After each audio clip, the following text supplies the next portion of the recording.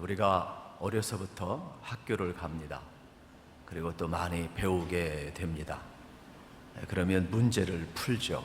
결국 우리가 세상에서 배우는 것은 문제 해결 능력을 배우게 됩니다. 요즘도 많은 리더십이 있는데 최고의 리더십은 뭐냐? 문제 해결 능력이 되겠습니다. 그래서 문제가 있을 때 문제를 풀면 능력자라고 이야기를 합니다. 그러나 문제를 풀지 못하게 되면 패배자가 되고 능력이 없게 되는 겁니다. 그래서 많은 사람들은 이 세상에서 문제를 풀기 위해서, 또 문제를 해결하기 위해서 우리가 노력을 하고 살아가고 있습니다. 그런데 성경은 뭐라고 이야기하느냐? 인간의 문제를 하나님께 가지고 오라고 이야기합니다. 인간은 모든 문제를 다 풀 수 있는 존재가 아니라는 겁니다. 그래서 성경은 하나님 앞에 가지고 오면 하나님이 그 문제를 풀어준다라고 이야기를 하고 있습니다. 그래서 우리는 이 답답한 역사 속에 살면서도 우리가 다시 한번 인내할 수 있고 소망을 가질 수 있는 것은 우리의 신앙관, 역사관이, 인생관이 명확하기 때문에 그렇습니다. 저는 항상 두 가지를 고백하며 삽니다. 역사의 주관자는 하나님이라. 할렐루야. 저는 이 고백을 항상 하고 삽니다. 그리고 살아계신 그 하나님은 두 번째로 지금도 역사를 어떻게 하십니까? 이끌어 가시는 거예요. 간섭하시는 거예요. 그래서 오늘 우리의 현실은 여러분 참 암울하고 답답하고 참 막막할 때가 많이 있겠지만은, 그러나 하나님은 이러한 가운데 속에서도 새 일을 준비하시고 새 역사를 이루어 가시기 때문에 우리는 항상 소망을 갖고 살 수 있기를 축복합니다. 이러한 문제를 다루는 게 뭐냐? 요엘서예요. 제가 요엘서를 사실 평상시 다루기 되게 어렵잖아요. 인물별을 하다 보니까 또 순서에 따라서 요엘서를 하게 되죠. 요엘서의 구조는 이제 3장까지 되어 있습니다. 그런데 이 요엘서는 어디에 속해 있느냐? 신학적으로 이야기하면 소예언서에 속해 있어요. 우리는 지난주에 뭘 배웠죠? 호세아서를 배웠어요. 호세아, 요엘, 아모스 이렇게 됩니다. 그러면 성경에서 소선지서와 대선지서의 차이점은 뭐냐? 분량이에요. 분량이 적으면 소자를 붙이는 거고, 예를 들어 이사야, 예레미야, 에스겔 이런 것 같은 경우는 대예언서 이렇게 붙이는 내용이 되겠죠. 분량에 따라서. 그러니까 결코 어려운 것이 아니 되겠습니다. 그러면은 이 지금 요엘서의 특징을 우리가 지금 살펴보게 되는데 참 독특한 특징이 있어요. 모든 선지서들은 그 선지자가 활동했던 왕이 나옵니다. 그리고 연도가 나오게 되어 있어요. 그래서 배경이 필요합니다. 무슨 왕 때에 이들이 하나님을 떠나서 우상 숭배를 하고 무슨 죄를 범했기 때문에 하나님이 누구를 보내가지고 책망하시고 어떻게 하셨다. 이러한 역사 배경이 필요한데, 독특한 것은 요엘서는 그런 배경이 없어요. 요엘서는 아주 담백해요. 그래서 요엘서 1장 1절에 보게 되면 부드에의 아들 요엘이라. 그래서 요엘에게 하나님의 말씀이 임하니라. 이렇게 나오는 거예요. 아주 담백하게 되어 있지요. 그러면 부드에라는 것은 어떤 뜻이 있을까? 퀴즈가 되겠습니다. 요엘이라는 어떤 뜻이 있을까? 퀴즈가 되겠습니다. 한번 맞춰보시기를 바랍니다. 여러분, 이 부드엘이라는 뜻은 이러한 뜻이 있죠. 여호와를 확신한다, 하나님을 확신한다, 이러한 뜻이 있어요. 그래서 하나님의 살아계심을 확실히 믿는 부드엘에게 아들을 주셨으니 그 아들의 이름이 누구예요? 요엘이라. 요엘의 뜻은 뭐냐? 퀴즈가 되겠죠. 더 여러분 확실한 뜻이 있어요. 여호와는 하나님이다. 따라합시다. 여호와는 하나님이시다. 그러니까 계속해서 여러분 요엘서를 통하여서 무엇을 우리에게 전해주고 있느냐? 여호와는 하나님이시다. 우리의 신앙은 뭐냐? 여호와가 하나님을 아는 게 우리의 신앙이에요. 오늘같이 혼탁한 세상에서 여러분들이 창조 하나님, 구원의 하나님, 오늘도 역사를 주관하시고 내 삶에 간섭하시고 이끌어 가신 그 하나님 알고 믿는다. 여러분은 최고의 축복임을 여러분 알으셔야 되겠어요. 그래서 요엘서는 우리가 접하기 어렵지만은 모든 사람이 들을 수 있는 보편적인 메시지가 있기 때문에 굳이 몇 년도 어느 시대의 왕 이런 걸 빼버렸어요. 그 배경이 없어도 얼마든지 이 메시지를 이해할 수 있기 때문에 보편적인 메시지를 우리에게 전해주는 내용이 되겠습니다. 그러면서 요엘서에서 가장 중요한 단어가 있는데 그것은 바로 뭐냐? 여호와의 날이 되겠습니다. 요엘서에서 가장 중요한 단어가 뭐라고요? 여호와의 날. 요엘의 뜻이 뭡니까? 그렇죠. 여호와는 하나님이시다. 부두엘의 뜻은 뭡니까? 하나님을 확신한다.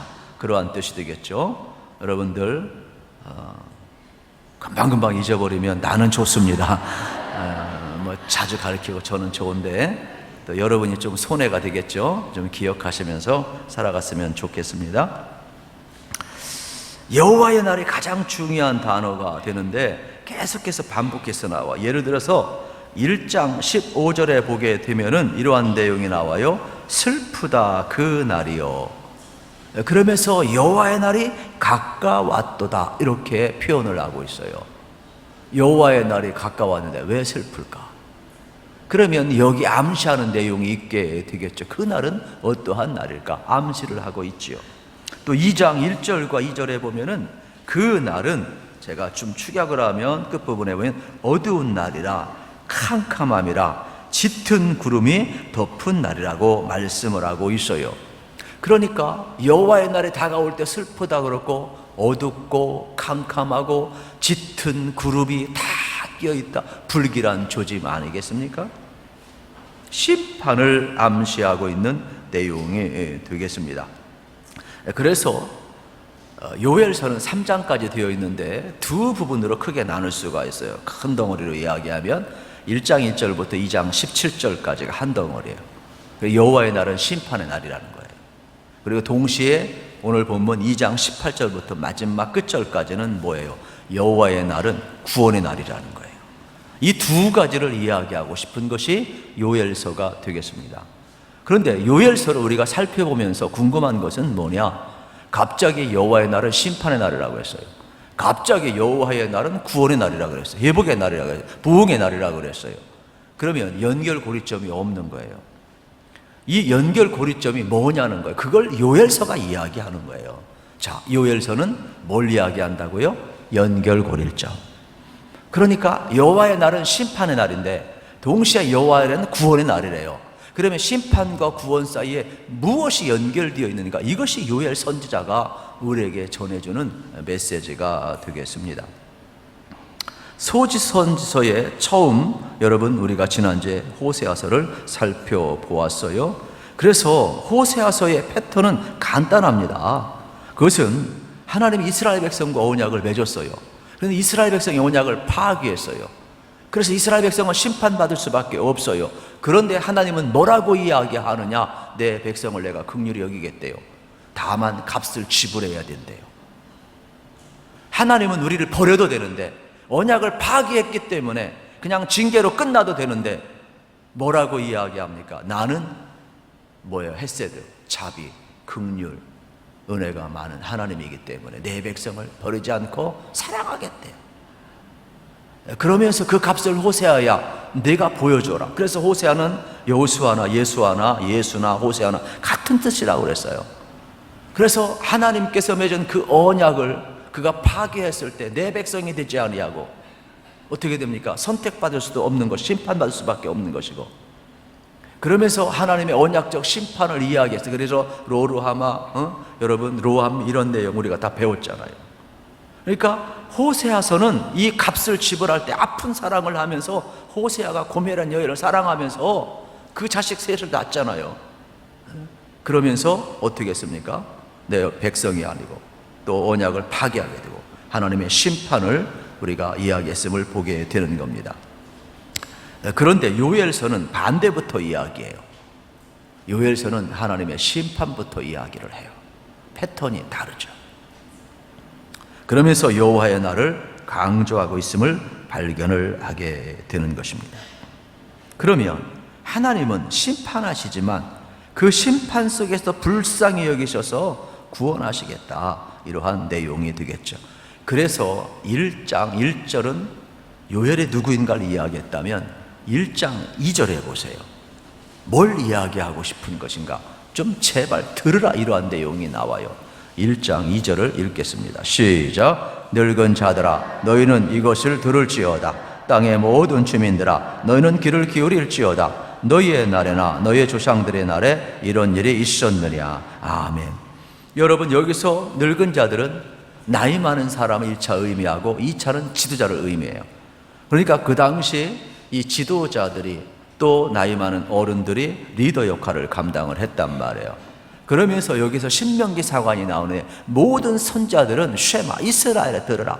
선지자들의 모든 메시지는 뭔가 하나님의 말씀을 듣고 전하는 거예요. 그래서 들으라는 거예요.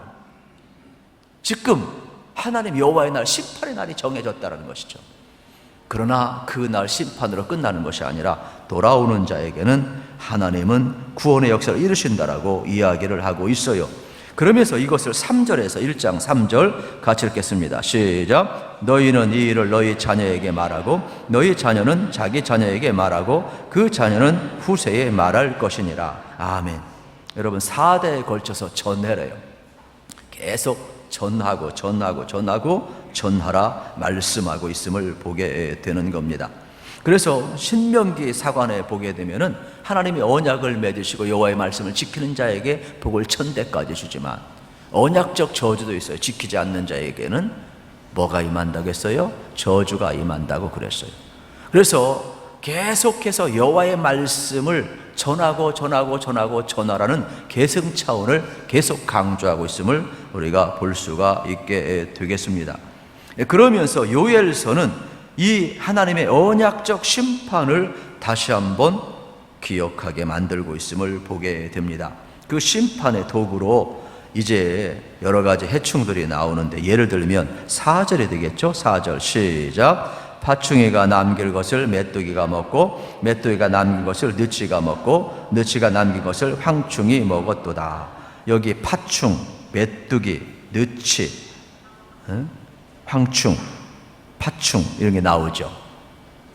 그래서 뭐 학자들마다 약간 해석이 다릅니다만은 그냥 뭐 아무 책이나 보면 메뚜기 4종류라 이렇게 많은 주경가들 해석을 해놨어요.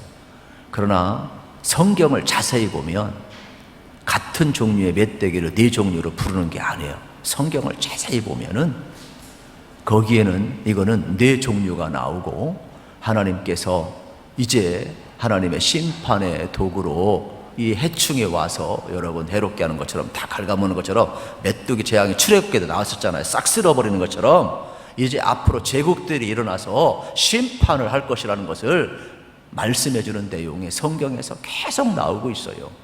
그래서 저는 성경대로 해석하고 이제 후자를 택하게 되어 있습니다. 그러므로 예를 들어서 2장 25절을 하나 볼까요?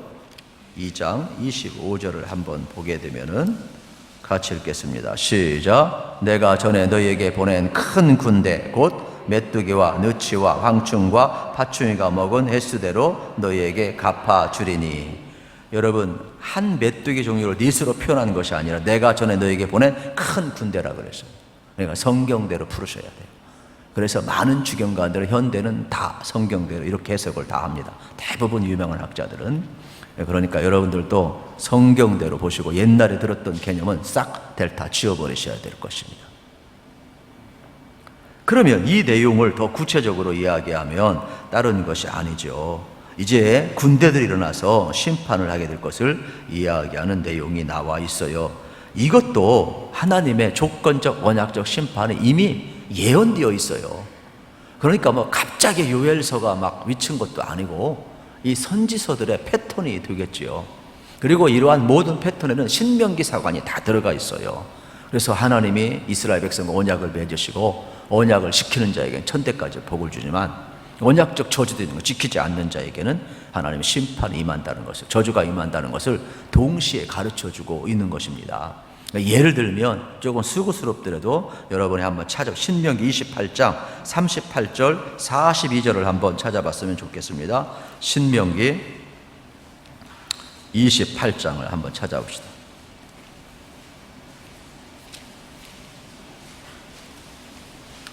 신명기 28장 38절부터 우리 같이 한번 읽어보겠습니다. 42절까지 신명기 28장 38절 시작. 내가 많은 종자를 들에 뿌릴지라도 메뚜기가 먹음으로 거둘 것이 적을 것이며 내가 포도원을 심고 가꿀지라도 벌레가 먹음으로 포도를 마시지 못하고 포도주를 마시지 못할 것이며 내 모든 경내에 감람나무가 있을지라도 그 열매가 떨어짐으로 그 기름을 내 몸에 바르지 못할 것이며 내가 자녀를 낳을지라도 그들이 포로가 되므로 너와 함께 있지 못할 것이며 내 모든 나무와 토지산은 메뚜기가 먹을 것이며. 여러분, 이미 하나님께서 어떻게 하시겠다? 다 조건적으로 말씀하고 있어요. 그러니까 이 한 말씀 한 말씀 그러면서 뭐라고 이야기를 하는 줄 아십니까? 이러한 내용이 계속해서 이제 나오고 있는데, 심지어는 하나님께서 41절에 내가 자녀를 낳을지라도 그들이 포로가 되므로 너와 함께 있지 못할 것이라. 이미 하나님께서는 심판을 말씀을 하셨어요.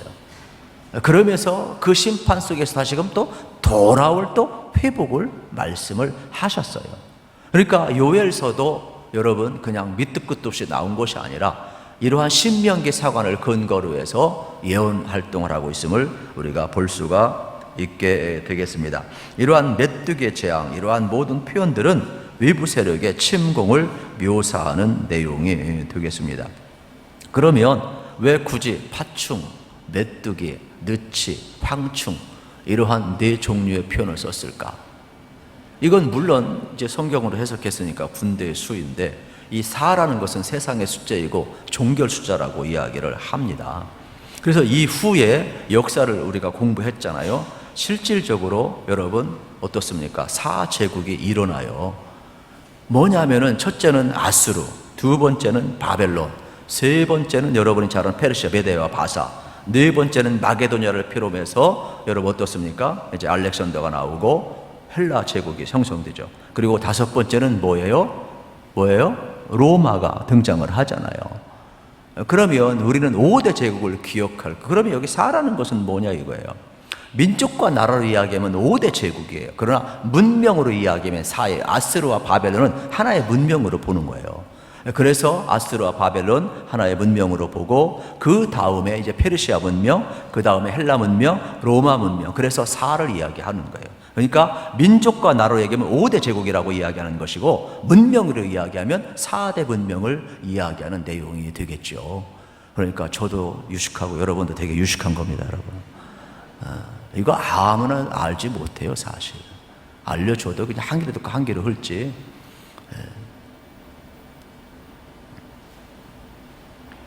그만큼 요엘서를 보게 되면은 지금 하나님의 심판을 지금 말하고 있는 장면을 보게 되죠. 그런데 독특한 것은 뭐냐면, 다른 예언서의 여러분 그 심판의 내용을 보면 죄 고발이 막 무서워요. 막 개인적인 고발이 얼마나 큰지를 몰라요. 그런데 요엘서에는 어떤 개인적인 죄 고발이 없어요.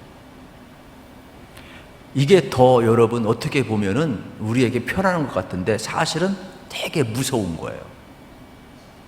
왜 그러느냐 하면, 지금 요엘서의 특징은 어떤 개인적인 죄를 고발하는 것이 아니라 이스라엘 공동체 전체를 향하여서 말씀하고 있어요.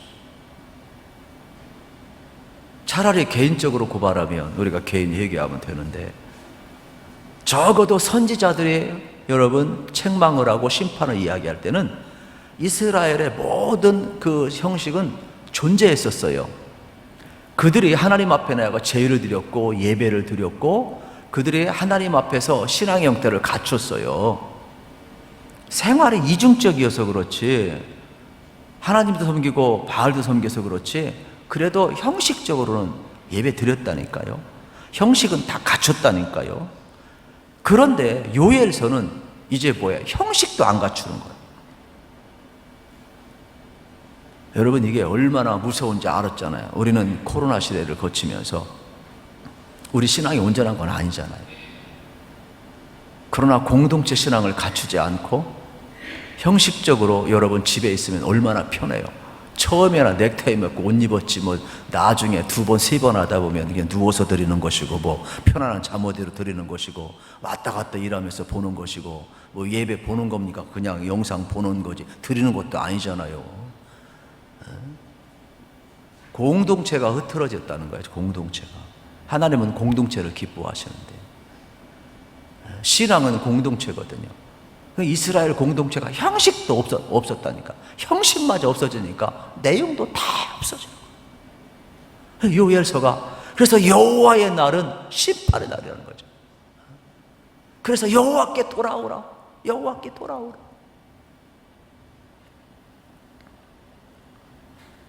결국 심판을 지금 예언하고 있어요. 우리 다시 한번 돌아가 보겠습니다. 이제 요엘서 1장으로 한번 돌아가 봐요. 5절을 같이 읽겠습니다. 5절 시작. 취하는 자들아 너희는 깨어울지어다. 포도주를 마시는 자들아 너희는 울지어다. 이는 단 포도주가 너희 입에서 끊어졌음이니. 이게 뭐예요? 여러분 여기서 취하는 자들 깨어울지어다. 포도주 마시는 자들 너희는 울지어다. 울지어다 말씀 한글은 똑같아요. 그러나 원어는 다르게 표현이 되어 있어요. 예를 들어서 앞부분에 히브리어로 바카라는 단어 그냥 우는 것을 이야기하고 뒤에 울지어다는 얄라를 의미하는데 부르짖어 웃는 것을 격렬한 울음을 이야기하는 거예요. 이스라엘 백성이 울어도 애통해도 시원찮은데 어느 누구도 애통하는 자가 없는 거예요. 어느 누구도 하나님 앞에 돌아오는 자가 없는 거예요. 오늘 우리 시대도 그렇잖아요. 분노는 많이 하는데 애통함은 없잖아요. 여러분 우리 그리스도인들이 지금 뭘 회복해야 될까를 알으셔야 돼요. 심령에 가는 자는 복이 있나니 천국이 저희 것이고 애통하는 자는 복이 있나니 저희가 위로를 받을 것이고. 이 시대의 아픔을 안고 분노하고 저주만 퍼붓지 마시고 애통하세요. 할렐루야. 그리스도에 나갈 길이 뭔가를 요에서는 지금 보여주는 거예요. 이 박하와 얄랄 우리가 그냥 울어도 현찬을 파해 이제는 너희들은 어떻게 합니까? 부르짖어 애통하라. 하나님 앞에 돌아오라는 거. 그러면서 13절로 넘어갑시다. 13절 시작. 제사장들아 너희는 굵은 배로 동이고 슬피 울지어다. 제단에 수종드는 자들아 너희는 울지어다. 내 하나님께 수종드는 자들아 너희는 와서 굵은 배옷을 입고 밤이 새도록 누울지어다. 이는 소재와 전제를 너희 하나님의 성전에 드리지 못함이로다. 그전에는 형식적으로도 드렸는데 지금은 형식조차도 없는 거예요. 그래서 돌아오라는 거예요. 함께 예배하는 거예요. 함께 울지어다. 여러분 주의 전에서 밤새 통곡의 소리가 나오고 찬송 소리가 나오고 기도 소리가 나와야지. 저도 회개를 많이 합니다. 저도 여러분처럼 좀 나이 이야기하면 송구스럽지만은 그래도 제가 20대, 30대, 40대까지는 밤새도 끄떡없었어요.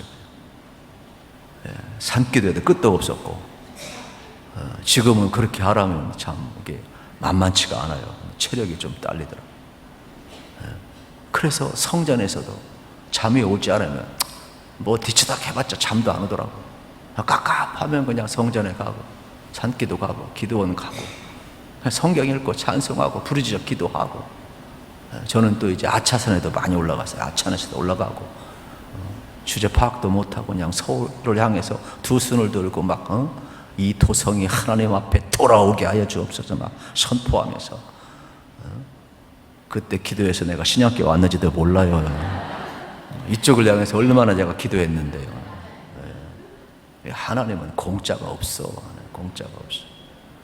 내가 이렇게 올 줄을 누가 알았겠어요? 누가 알았겠어요? 여러분 답답할 때 주의 전에 와서 좀 애통하세요.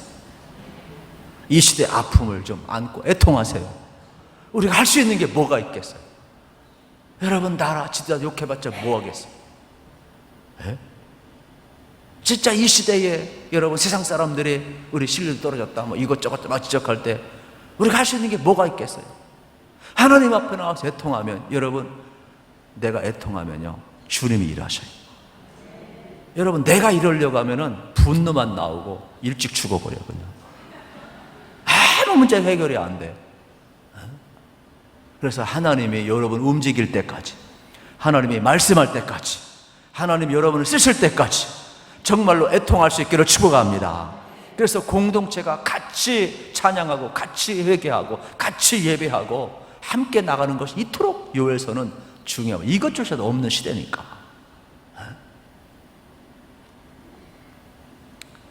그래서 형식도 매우 중요함을 발견할 수가 있게 되겠습니다. 그래서 우리 교회는 다시 한번 어떠한 경우든지 간에 예배를 놓쳐서는 안 되고 성찬식을 놓쳐서는 안 되고 함께 회개 기도하는 것을 놓쳐서는 안 되겠어요.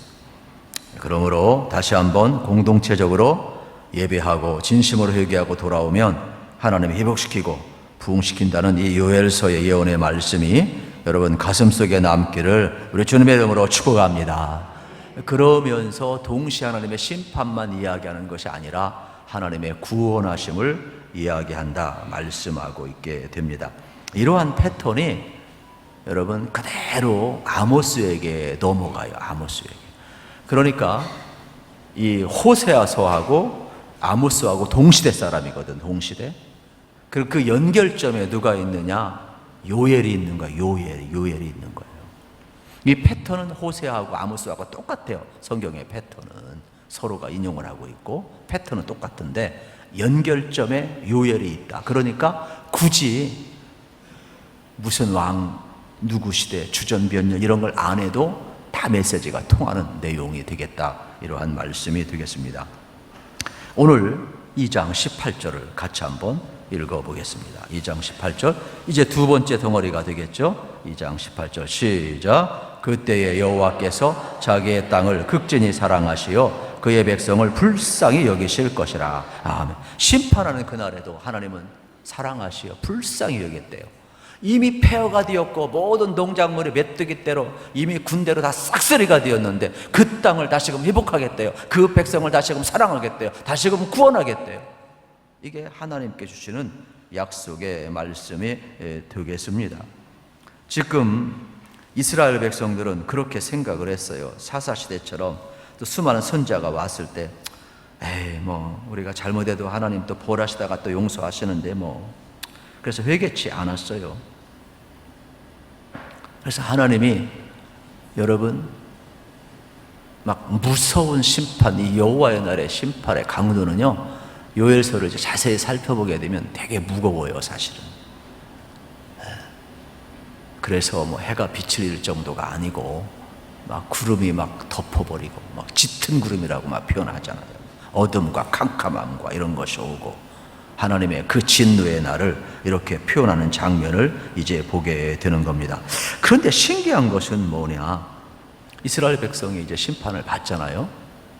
그래서 이제 4대 문명이 쓸고 5대 제국이 이제 쓸어버리게 되는데, 그러한 가운데 속에서도 하나님은 내 백성을 회복하겠대요.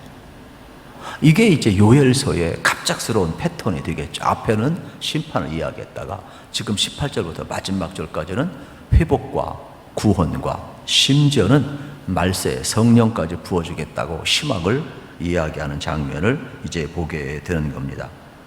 그러면 여기서 우리가 하나의 은혜를 발견하는데 그건 뭐냐? 하나님의 심판은 너 죽어라가 목적이 아니에요. 하나님의 심판의 목적은 돌아오라는 거죠. 되게 다르죠. 우리가 하는 심판은 그냥 너 죽고 나 살자잖아요. 그런데 하나님은 그게 아니에요. 하나님은 이 심판 속에서도 살리는 거죠. 회복하고 돌아오라. 이것이 바로 하나님의 목적이 되겠습니다. 그러면 여러분들이 항상 기억했으면 좋겠어요. 하나님의 말씀을 여러분이 듣고 다시 한번 돌아오게 될 터인데, 우리 19절을 봅시다. 19절 같이 읽겠습니다. 19절 시작. 여호와께서 그들에게 응답하여 이르시기를 내가 너희에게 곡식과 새 포도주와 기름을 주리니 너희가 이로 말미암아 흡족하리라. 내가 다시는 너희가 나라들 가운데에서 욕을 당하지 않게 할 것이며. 하나님이 응답을 주시는데 곡식, 포도주, 기름을 주겠대요. 흡족해 주겠대요. 다시금 너희가 열방 가운데 욕을 당하지 않게 하겠대요.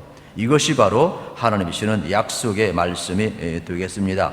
그런데 만약에 20절 이러한 내용도 나와 있음을 봅니다. 20절 시작. 내가 북쪽 군대를 너희에게서 멀리 떠나게 하여 메마르고 적막한 땅으로 쫓아내리니 그 앞에 부대는 동해로 그 뒤에 부대는 서해로 들어갈 것이라. 상한 냄새가 일어나고 악취가 오르니 이는 큰 일을 행하였음이니라 하시니라. 아멘. 지금까지 북쪽 군대를 통해서 어떻게 했어요? 완전히 메마르고 적막하게 만들었는데 이제는 그들을 하나님이 쫓아내린다는 거예요. 이 모든 제국들을 쫓아낸다는 거예요. 언제는 들어쓰고 언제는 쫓아냅니까? 이들 때문에 악취가 났잖아요. 그런데 이스라엘의 악취거든요, 사실은. 그런데 이제는 이 열방을 몰아내겠다는 거예요, 하나님이. 그런데 문제는 이겁니다. 우리도 회개치 아니하면 이렇게 우리를 메마르게 하고 적막하게 하고 악취가 나게 하는 이 죄악들이 우리 속에 있다는 거예요. 그런데요, 회개하면 이 악취는 사라져요. 여러분 참 그렇잖아요. 우리가 이 말씀을 잘 적용을 해보면 우리가 은혜 받기 전, 회개하기 전에 내 말 때문에, 내 행동 때문에, 내 인격 때문에 가족이 상처받고 이웃이 상처받고 악취가 많이 났었잖아요. 근데 지금 회개하면은 어때요? 그 악취를 하나님이 물려쳐 준다니까. 여러분 속에 있는 이 악취 나는 것들, 옛 모습들 다 동으로, 다 북으로 하나님이 물리치기를 축복합니다. 이게 바로 은혜 받은 자이죠. 회개한 자이죠. 그래서 우리는 이러한 삶 속에서 거할 수밖에 없죠. 하나님이 뭐 그렇게 해주신다고 하니까 얼마나 여러분 귀한 말씀인지 모르게 되겠죠. 그래서 회개는 여러분 얼마나 중요하냐면, 제가 요즘 이제 고민이 있어요. 우리가 예수 믿은 것인가, 예수님 우리를 믿게 한 것인가? 회개가 먼저인가, 구원이 먼저인가? 여러분 눈높이에 맞춰서 설명을 하려니까 지금까지 기존 들어왔던 내용을 약간 뒤집어야 되니까 고민이 되가 많이 돼요. 그런데 성경에서 말하는 것은, 제가 깨닫는 진리는 뭐냐면 하나님이 구원하셔요. 우리는 타락을 했고 전적으로 타락해 우리는 구원에 이를 수가 없어요. 그러니까 여러분이 구원받았기 때문에 여러분 어떤 회개할 수가 있는 거예요. 우리가 회개하기 때문에 구원받는 것이 아니라 하나님이 새 일을 행하셨기 때문에, 하나님이 예수님을 통해서 행하셨기 때문에, 여러분 그 십자가에서 구원을 이루어 놓았기 때문에 우리가 그 사랑 앞에 어떻게 하는 겁니까? 확인하는 거예요. 그게 회개인 거예요. 하나님이 가장 위대한 일을 행하신 게 뭐예요? 나를 구원하신.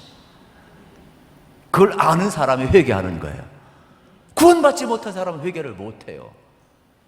우리는 논리적으로 회개하고 믿고 구원받는 이렇게 배웠잖아요. 뭐 그 틀린 말은 아니지만은 성경 본질적으로 전체를 설명하기에는 너무 부족함이 많아. 생각을 하고 변증을 하고 싶은 사람 앞에는. 그래서 여러분의 신앙이 나쁜 건 아니지만은 그러나 더 본질적으로 들어갈 필요가 있다는 것이죠. 그래서 요엘서를 통하여서 여호와께서 내게 가장 큰 일을 행하셨으니 그것이 구원이고 그걸 확인하는 게 회개 아니겠어요? 그렇다면 여러분 여호와의 심판의 날에 우리는 어떻게 해야 되겠어요? 21절을 같이 한번 읽어보았으면 좋겠어요. 여러분들의 21절 시작. 땅이여 두려워하지 말고 기뻐하며 즐거워할지어다. 여호와께서 큰 일을 행하셨음이로다. 아멘. 여호와께서 구원을 행하셨어요. 이제 여러분들이 회개하고 하나님께 돌아갔어요. 악취가 다 사라졌어요. 하나님께 다 물리치게 해주셨어요. 이제는 기뻐하고 즐거워하고, 할렐루야. 여호와를 기뻐하고 즐거워하는 신앙을 우리가 가져야 되겠지요. 22절 24절도 마찬가지예요. 메뚜기 재앙이 쏟아지고 모든 것이 다 황폐해졌지만 그러나 하나님을 기뻐하고 즐거워하면 이른 비와 늦은 비를 내려서 어떻게 한다고요? 마당에 밀이 가득하고 독에는 새 포도주와 기름이 넘치리라. 할렐루야. 여호와를 즐거워하십시오. 기뻐하십시오. 하나님이 일하실 줄로 믿습니다. 하나님이 채우시는 거예요. 지혜로운 농부는 자기가 수고하고도 비도 내려주시고 햇빛도 내려주시고 자라게도 하시고 열매 맺게 하시고 거두게도 하시고 다 하나님인 것을 알아요. 지혜로운 농부는 자기가 수고했지만 사실 이 과정 속에서 내가 수고한 게 별거 아니라는 걸 다 알아요. 하나님이 하시는구나. 신앙생활도 그래요. 신앙생활도 25절 같이 읽겠습니다. 25절 시작. 내가 전에 너희에게 보낸 큰 군대 곧 메뚜기와 느치와 황충과 파충이가 먹은 횟수대로 너희에게 갚아주리니. 아멘. 네, 그렇습니다. 여러분, 하나님께서 갚아주신대요. 그런데 그 은혜는 얼마나 큰지 몰라요. 4대 제국이, 여러분 4대 문명이 5대 제국이 쓸고 간 그 땅을 어느 누가 일으키겠어요? 어느 누가 회복할 수 있겠어요? 그런데 하나님이 기름진 땅으로 회복시켜준다, 갚아준다는 거예요. 얼마나 여러분 복이 있는지 몰라요. 26절 27절 같이 읽겠습니다. 시작. 너희는 먹되 풍족히 먹고 너희에게 놀라운 일을 행하신 너희 하나님 여호와의 이름을 찬송할 것이라. 내 백성이 영원히 수치를 당하지 아니하리로다. 그런즉 내가 이스라엘 가운데 있어 너희 하나님 여호와가 되고 다른 이가 없는 줄을 너희가 알 것이라. 내 백성이 영원히 수치를 당하지 아니하리라. 아멘. 내 백성이 영원히 수치를 당하지 않겠대요. 우리 하나님 이렇게 좋으신 분이에요. 그러면서 여러분, 오늘 우리의 삶의 자리도 마찬가지가 되겠죠. 이것이 바로 하나님의 사랑임을 우리가 알 수가 있게 되겠습니다. 그러면서 28절에서도 우리에게 놀라운 축복을 주죠. 이 말세에 여러분, 여호와를 부른 자에게 구원만 주실 뿐만 아니라 성령을 부어줄 것을 약속하고 있음을 보게 되는 것입니다. 우리 같이 한번 28절 29절을 같이 한번 읽어보겠습니다. 내용을 만면에게 부어주리니 너희 자녀들이 장래일을 말할 것이며 너희 늙은이는 꿈을 꾸며 너희 젊은이는 이상을 볼 것이며 그때 내가 또 내용을 남종과 여종에게 부어줄 것이며. 아멘. 그렇습니다. 여러분, 지금 하나님께서 다시금 이제 회복시키시면서 뭐라고 이야기하고 있어요? 남종과 여종, 빈부, 귀천을 막론하고 말세의 내용을 부어주겠다고 약속하는 장면을 이제 우리가 볼 수가 있게 되겠습니다. 하나님의 놀라운 회복의 축복이 여기 나오고 있어요. 그런데 문제는 이 회복의 축복이 남녀노소 빈부 귀천을 불문하고 말세의 내용을 부어주라고 하는데 이게 어느 때 이루어져요? 신약 성경에서 이루어져요. 어디에서요? 오순절 마가다락방에서 이루어지는 거예요. 확인 한번 해볼까요? 사도행전 여러분 2장 한번 찾아보세요. 사도행전 2장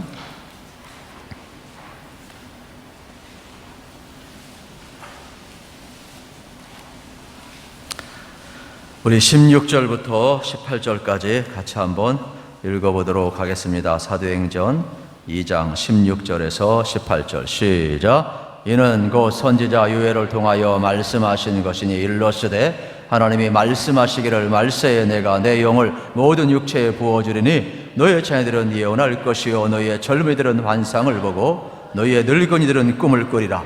그때 내가 내 영을 남종과 여종에게 부어주리니 그들이 예언할 것이요. 아멘. 여러분 잘 보세요. 베드로의 입을 통하여 성령이 부어졌을 때 여러분 어떻습니까? 남종과 여종에게 빈부귀천을 불문하고 요엘서 예언의 말씀이 그대로 이루어져서 여러분 베드로가 설계 3,000명씩 돌아온 역사가 나타남을 우리는 보게 되는 것입니다. 그렇습니다. 오늘 우리도 마찬가지가 되겠죠? 교회의 역사가 이것을 지금 증언하고 있음을 봅니다. 성령이 임하면 무시받던 종들이, 여자들이, 연약한 사람들이, 모든 사람들이 교회의 주인이 된 것을 우리는 알 수가 있습니다. 그러면 여기 요엘서에서 말하는 여호와의 날은 심판의 날을 뛰어넘는 거죠. 그날은 회복의 날이요, 그날은 구원의 날이요, 말세에 성령이 부어지는 날인 줄로 믿으시기를 바랍니다. 그렇다면 우리에게 여호와의 날은 어떤 날로 다가오고 있을까요? 어쩌면은 여호와의 날의 그 심판은 예수 그리스도께서 십자가 위에서 모두 성취하셨어요. 예수님께서 십자가 위에서 받으셨던 그 참혹한 진노는 우리가 받아야 할 진노 아니겠습니까? 그 심판 아주 여러분 참혹한 거잖아요. 그러나 이제 그 여호와의 날은 이 심판을 뛰어넘어서 어떻게 돼? 성령이 임재하는 날, 하나님의 은혜가 부어지는 날. 그러므로 여러분 이 요엘서의 여호와의 날은 심판의 날을 넘는 성령이 임하는 날, 하나님이 붙드는 날, 다시 한번 여러분의 삶에 이런 회복과 부흥의 역사가 일어남을 믿으시고 여러분이 날마다 주의 이름을 부르시며 여러분 승리의 개선가를 부르며 살아가시기를 우리 주님의 이름으로 축복합니다.